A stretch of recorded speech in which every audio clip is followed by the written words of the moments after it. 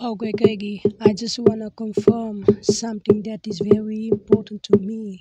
Where I just wanna warn you to always be on the lookout, cause I'm out to hunt you down.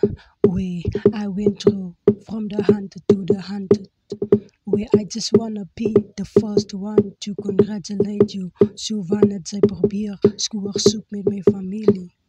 Then I have no choice to use every fuel of petrol that is in my body, waar ik prikken gaan trap. Want zij het niet die recht om samen met mij familie te moorden, zo ik dat petrol to defend my loved ones, cause this is where I'll draw the line.